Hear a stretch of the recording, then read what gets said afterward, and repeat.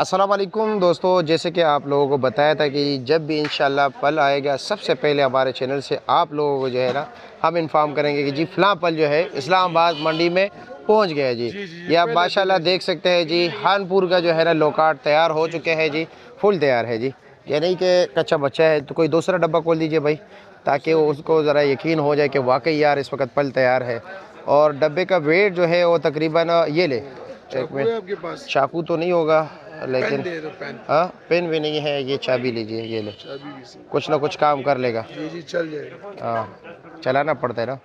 ये देखे जी माशाल्लाह, ये इतना मेहनत आप लोगों के लिए हम कर रहे हैं। ये लो जी ये माशाल्लाह माशाल्लाह ज़बरदस्त। और वज़न वज़न है ना 1.5 से 2 किलो तक ना, 1.5 से 2 किलो 1.5 से 2 किलो तक है जी। और ये पहला दिन है आज, और इसका रेट है जी 300, 350, 400 रुपये तक चले, यानी कि 300 से लेकर जी 400 रुपये तक इस वक्त इसका रेट इस्लामाबाद फ्रूट मंडी। ये थोड़ा नॉर्मल है। ये थोड़ा अच्छा, मोटे साइज मोटे साइज़ का, ये ज़रा छोटे साइज़ का ना, छोटा और मोटा सारा मिक्स है। जी जी पहला दिन है ना। पहला दिन है जी, बिल्कुल।